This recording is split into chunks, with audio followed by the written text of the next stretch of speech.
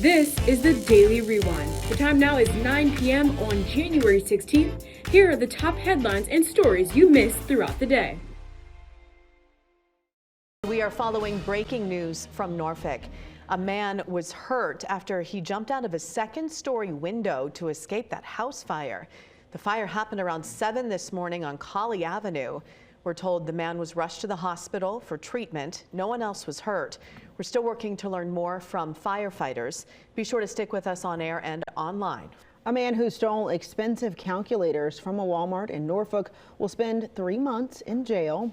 Last year in April, investigators say a security officer recognized Kerry Boykins Jr. from prior thefts. They say the officer saw him put several items into a shopping bag, and then he ignored Walmart workers when they asked to see his receipt. Boykins then tried to run, but police were able to take him into custody. The items were worth more than $1,800. Woman faces charges for a shooting incident in Virginia Beach. Police responded to a shots fired call on Smoky Chamber Drive on December 27th. Javante Johnson told dispatchers his child's mother had shot at him and shattered glass inside a home. Well, police say the woman was identified as Portia Scott. Scott and Johnson were not at the home when officers initially arrived. According to investigators, Johnson later told officers the weapon involved was an airsoft gun. However, a follow-up investigation revealed damage to Johnson's car consistent with a firearm round, including a fresh bullet hole in the passenger side door panel. Scott is charged with malicious wounding, multiple firearm charges, and abuse or neglect of a child causing serious injury. We have developing news from Emporia. A massive fire broke out at the old Georgia Pacific plywood plant near US 58. Check out this drone video from a Wavy viewer. That is intense. You can see fire engulfed the entire plant. Firefighters say this started around 6:30 last night. The wind then carried embers to nearby woods and across Highway 58, starting brush fires. Crews were able to put the fire out after several hours. We are still working to learn if anyone was hurt. As temperatures feel like the teens this morning, the American Red Cross is warning of dangers with freezing temperatures. There are things you can do, of course, to keep yourself and your family safe as you head out this morning. 10 on your side's Michael Rinker joins us live in Portsmouth out in the cold to share some tips on beating that cold weather. Good morning, Michael.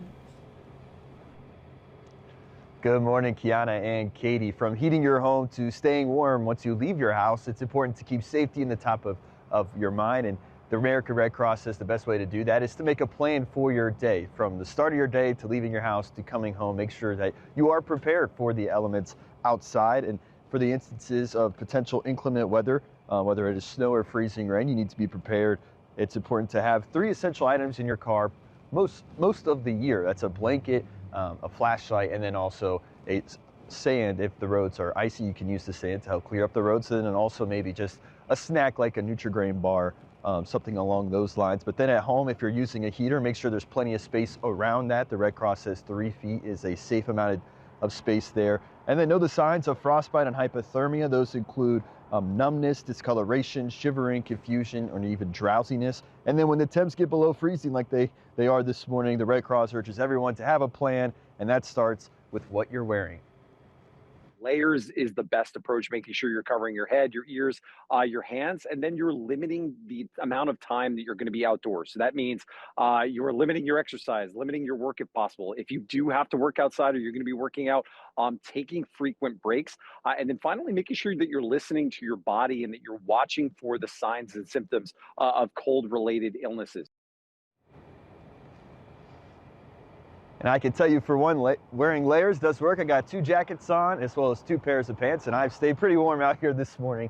So one, the Red Cross says bundle up, wear layers, but also know what the weather's going to be like. Tune in each day to Wavy every morning to know what the weather will be like, and you can also tune in via the Wavy Weather app.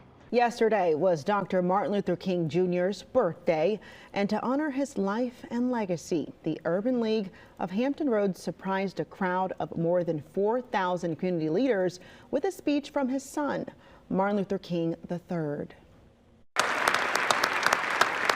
Honored on this particular day January 15th, 2026. Because had my father lived, he would have been 97 years old. He went on to share an encouraging message about preserving and protecting the dream that his dad envisioned. The event honored champions in our community, including Dr. L.D. Britt with EVMS and Dr. Vashon Adams-Gaston with NSU, among others. Tony Your Side's Aisha Tolliver and I were there with the Hampton Roads Black Media Professionals, and a name that you guys may enjoy, Alveda Yule, was sitting right next to me. I was chatting it up with her. It was so nice to see her. I posted a picture about it on Facebook. We are taking you to Naval Station Norfolk today for the Wavy Navy Ship Salute. This month we're exploring USS Richard McColl Jr. Tony Your Side's Kagan Hughes takes us aboard and talks with the sailors and shows us how they help Marines. Hi, we're back with Wavy Navy Ship Salute. We're here aboard USS McColl. We're here with Skylar Payton. Skylar, thanks so much for joining us today. We're in the well deck of the ship. Tell us a little bit about this space. Yes, so the well deck is sort of like a swimming pool in the back of the ship. It's our primary mission capability, and what that means is we're able to land Marine craft on any beach in the world. We will fill this up to about 8 feet worth of water. We'll take on a Marine craft, load it with vehicles, troops, ammunition, cargo, and then we'll go ahead and launch it. And what you're seeing now is a demonstration of that capability. So there's a lot of sailors on what you told me is called the winged wall. Yes. What are they doing right now? Yes, so they're conducting training on line handling, and basically it's a semi-dangerous evolution, having a craft floating in the well here, so we need to maintain proficiency and make sure that our personnel know exactly what they're doing when they're doing it. So what exactly are these ropes doing when it comes to something in real life? So you'll see these little holes on the end of the ropes. Those are called eyes, and we'll attach those to a craft in the well, and they'll attach those. We'll go ahead and load the craft while those lines are attached, and then we'll go ahead and cast off, similar to how you do on any weekend with your boat back home. And what type of ships or personnel will be coming in when they come in? What type of ships will be in? So they're Navy operated ships. However, the Marines are the ones who embark on them. So it's sort of a joint mission area that we do with that. So Navy operated, but Marine embarked. And this is one of the newest ships in the fleet. You were telling me a little bit about how you will always see sunlight. What's so different about this ship than other amphibious ships in the fleet? Yes, so the McCool is the newest commissioned amphibious warship in the Navy. And what that means is we have a few design differences from other LPDs of our class. And one of those is that we do not have what's called an eyebrow, which is the top part will always remain open of the well deck. So we are always open air.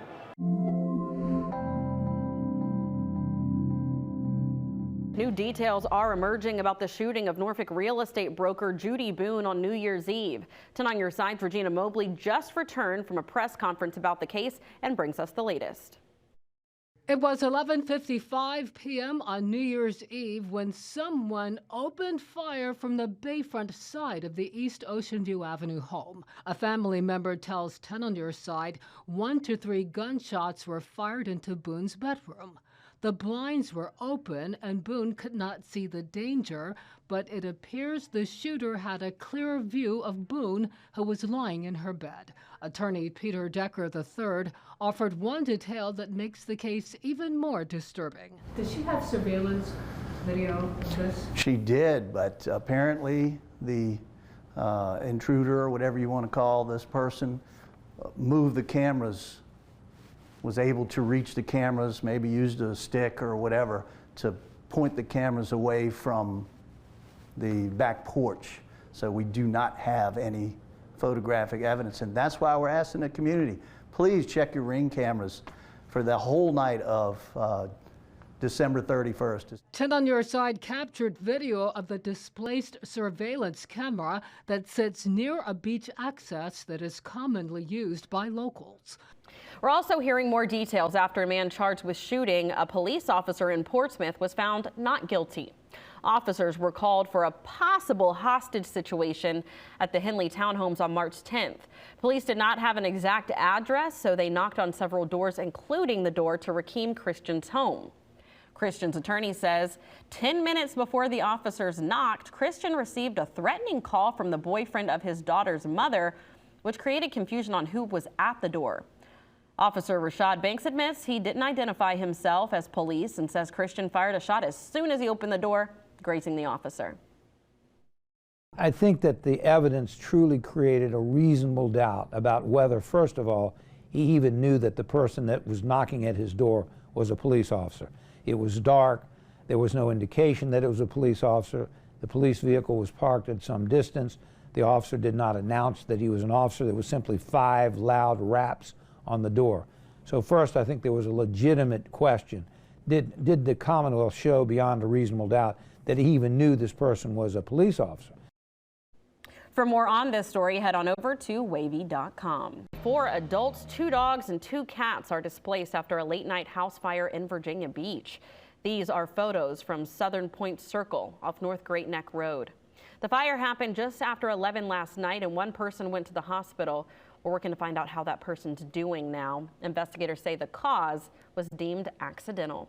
Caught on camera, 2 sea creatures, a little too big to capture with a rod along the North Carolina coast. Captain Ryan Cooper, originally from Clayton, spotted 2 humpback whales earlier this week about 8 miles off the coast of Carolina Beach. Cooper works on a commercial fishing boat and captured footage of the 2 whales in the Atlantic. Usually, humpback whales are seen in our region during the winter because of migration patterns. According to the National Park Service, it's generally uncommon to fairly common to see whales in that area because of the north to south migration that carries them south of the Cape.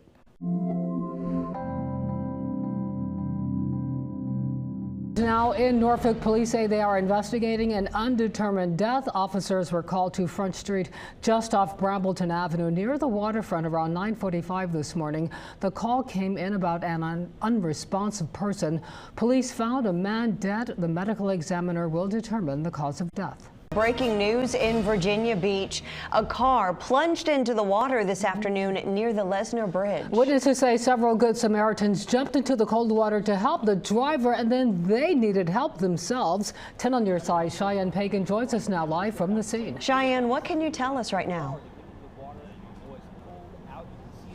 Yeah, Ashley, Regina, this all unfolded just after 1 p.m. along Shore Drive. I'll step out of the way right now so you can see this very active scene behind us. You can see they are actively trying to pull the car out of the water right now. Now, here is what we know. Authorities have confirmed that this was a single vehicle crash into the waterway. Now, this is right next to the restaurant Bubba's, and several workers there witnessed this whole situation unfold. We're told 4 Good Samaritans jumped into the water to save the woman who was driving.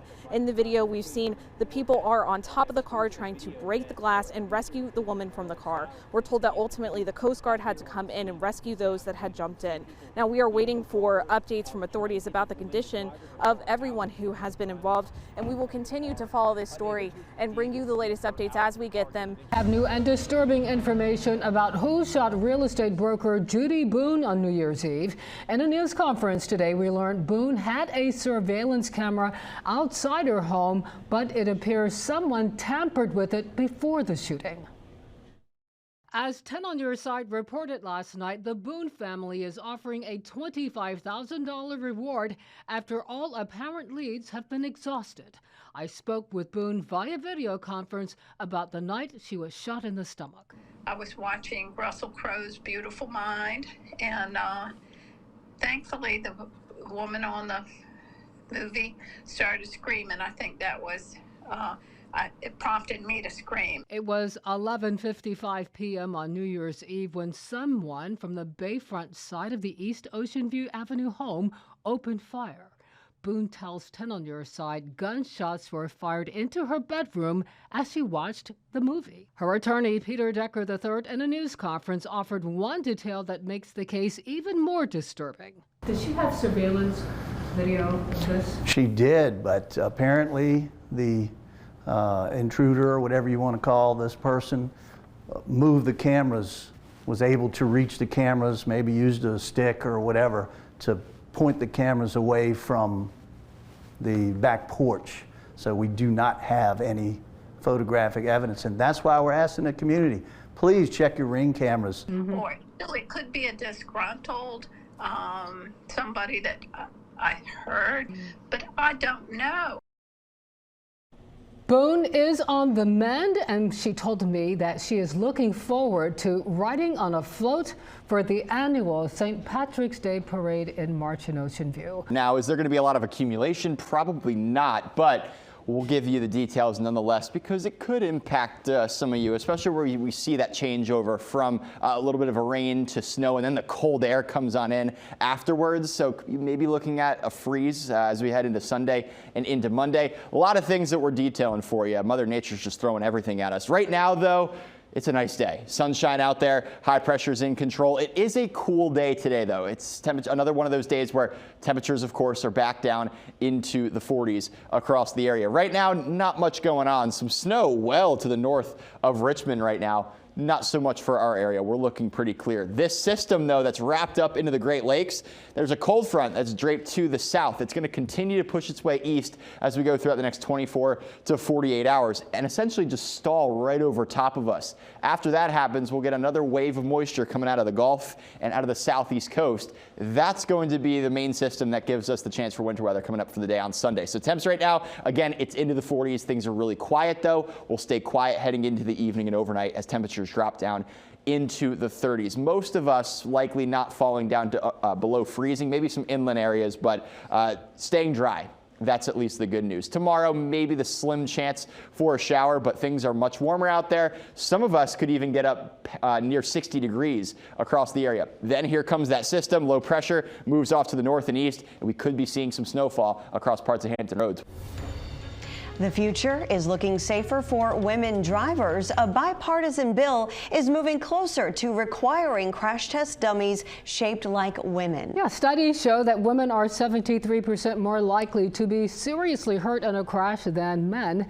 Experts believe this stems from body size, seating positions, and bone structure. Now, for decades, only crash test dummies shaped like men were used for vehicle design research.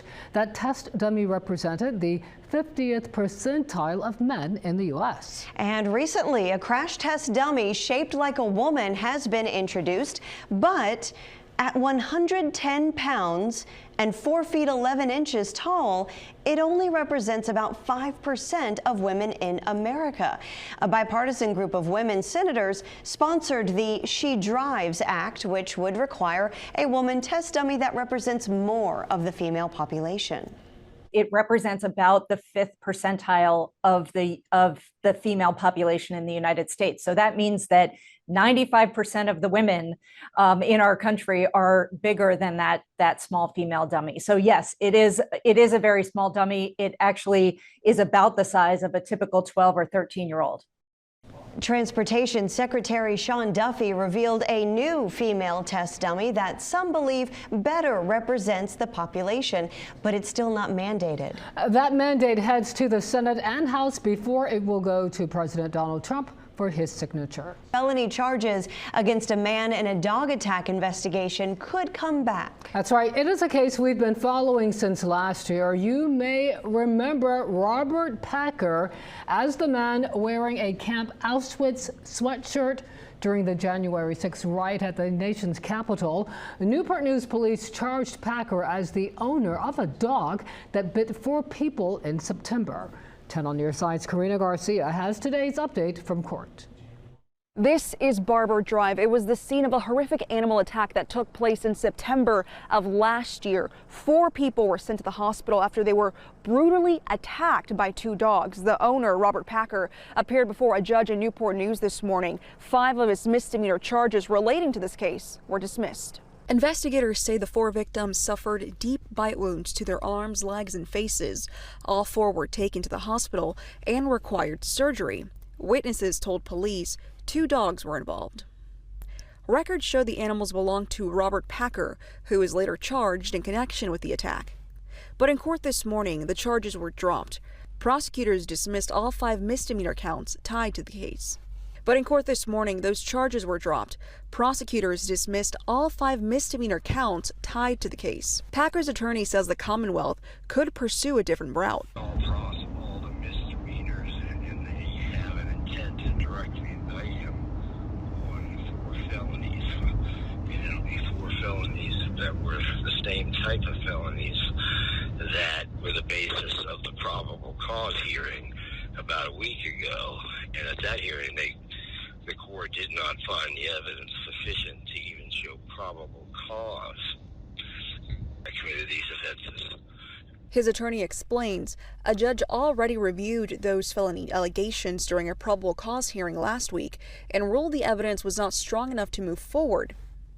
As of right now, there are no active charges against Packer and no future court date scheduled. He does not have to return back to court as of right now. That's correct. There's nothing remaining on the docket. Foreign policy is dominating Washington politics this week. Opposition leaders of Venezuela and Iran are in D.C. sharing updates on the situations in their countries.